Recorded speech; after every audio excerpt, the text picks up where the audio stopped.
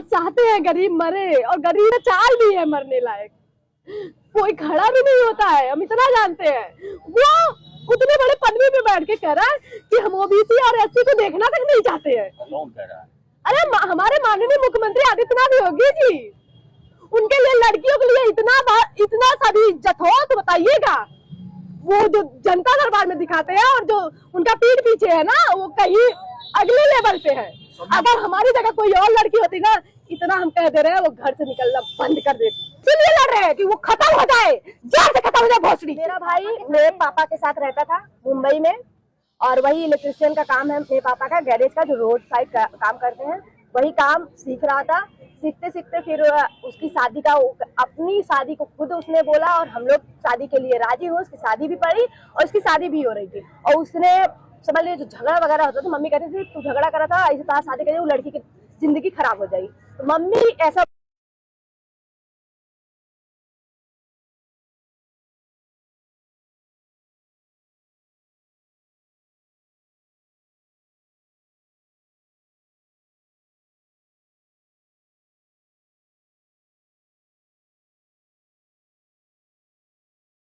क्योंकि मेरे पापा और मेरे भाई को मारा था, मैं भी वही सोची थी। मैं इतना बता दूं, मैं खुद चाहती हूँ ना, भोले राज मेरे सामने आएगा, अगर मेरे अंदर वो ताकत नहीं है कि मैं मार सकती हूँ, लेकिन इतना है उसको देखते ही ताकत आ जाएगी, मार सकती हूँ, हर हाल में उसको खत्म कर सकती हूँ। क्योंकि वो एक नहीं पता नहीं कितने अपराध कर चुका है। मेरे पापा को मारा था उसने। मेरे पापा के ऊपर कोई हाथ उठाए, किसी के भी पापा के ऊपर कोई हाथ उठाए, कोई देख नहीं पाएगा। भाई को तो मार के खत्म नहीं कर दिया है, कौन देखेगा? और मेरे भाई को अगर अपराधी कोई बनाना चाह रहा है, वो है प्रशासन। खोज रही है, छानबीन कर ले। मारा तो नहीं है मेरे भाई किसी को ऐसा किया तो नहीं है, किसी को जान से खत्म तो नहीं किया है। ऐसा भोले राजभर का इतना पचपच हत्या किया है, वो किसी को नहीं दिखा है। बेटा जो अपने बाप को मरते हुए देखा, अपना मार खाया, वो अगर कोई भी बेटा रहेगा भाई जाएगा उसको मारने, भोले को जाएगा मारने, गया था मारने वो, लेकिन मार नहीं पाया। हम इतना कह रहे हैं, और हम खुद जाएंगे उसको मारने, अगर मिल जाए हम तो मारेंगे उसको। और इसीलिए लड़ रहे हैं कि वो खत्म हो जाए, जड़ से खत्म हो जाए भोसड़ी से। हम उसके लिए कह रहे हैं, क्योंकि न प्रशासन सुन रही है हमारा, न कोई बात सुन रहा है। इतने दिन से गुहार लगा रही हूँ, दर दर भटका रहे हैं, हमारे साथ राजनीति सब कर रहे हैं। ये नहीं समझ में आ रहा, इतने दिन से गुहार लगा रही। क्या हमारे वो धनंजय सर जो अपराध को खुद बैठा के घर पे और आके हमको कह रहे हैं कि बेटा 2 दिन में उनका हत्या हो जाएगा, क्यों हमको आश्वासन दिए? किस लिए दिए हमको आश्वासन? सबके आके हमको आश्वासन दिए, मत दिए होते, कह दिए होते तुम लोग अपने से कर लो। किस अपराधी को बैठा के संरक्षण दे रहा, थोड़ा उसके बारे में बताइए ना। देखिए हम तो देखिए सोले राजभर के साथ तो किसको बैठाओगे? भोले को बैठाओगे, किसको बैठाओगे? कौन है धनंजय सिंह?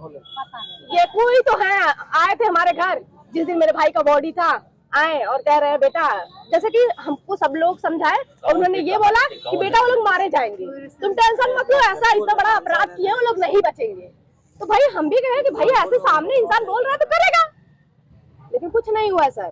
और हम इतना जानते हैं सब के सब, इस मतलब चाहे जहाँ, अच्छा आप लोग खुद छानबीन कर लीजिए, हमने खुद छानबीन किया।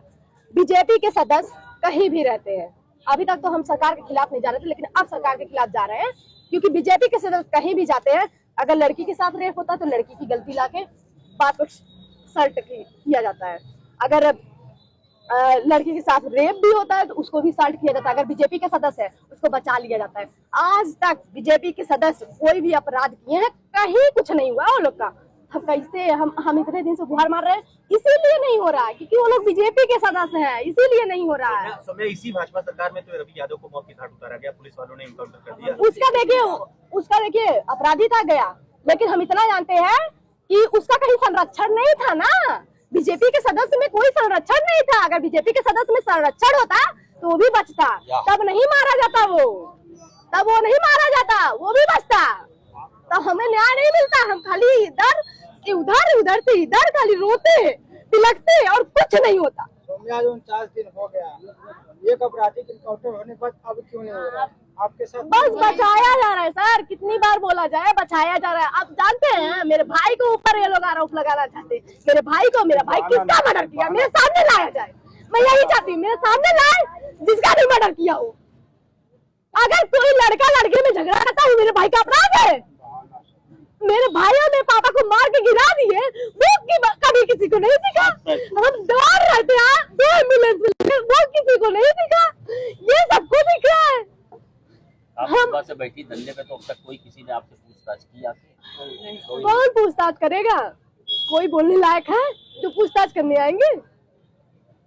बस चाहते हैं गरीब मरे, और गरीब का चाल भी है मरने लायक। कोई खड़ा भी नहीं होता है, हम इतना जानते हैं। वो उतने बड़े पदवी पे बैठ के कह रहा है कि हम ओबीसी और एससी को देखना तक नहीं चाहते हैं। कौन कह रहा है?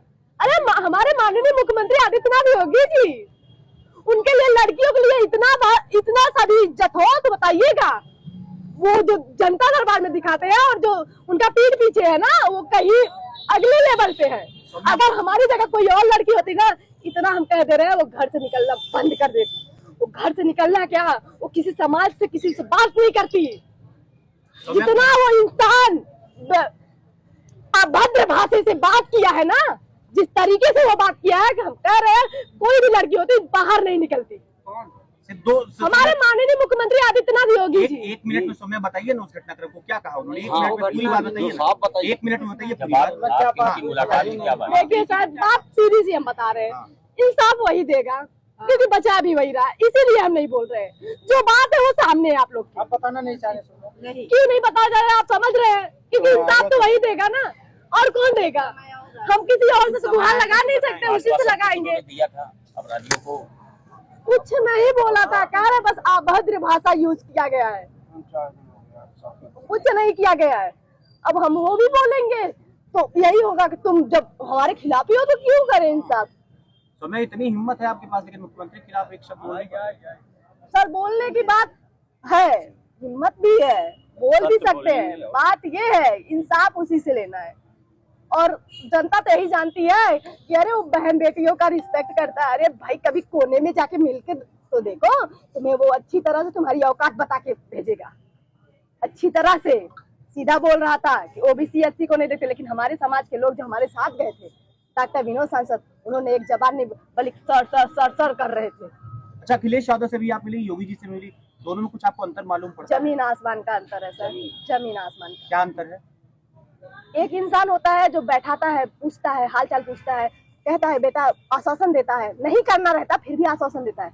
और एक वो इंसान जो बैठाने के बजाय लगा शुरू होने।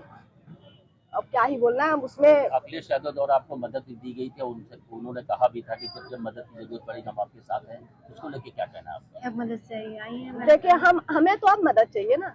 आइए हमारे साथ, बैठिए हमारे साथ, खड़े रहे हमारे साथ, हम ये चाहते हैं। तो उनके नेता कोई आते हैं कि नहीं आते? नहीं, हमारे पास तो अभी कोई दिख ही नहीं रहा है, तो हम कैसे गए?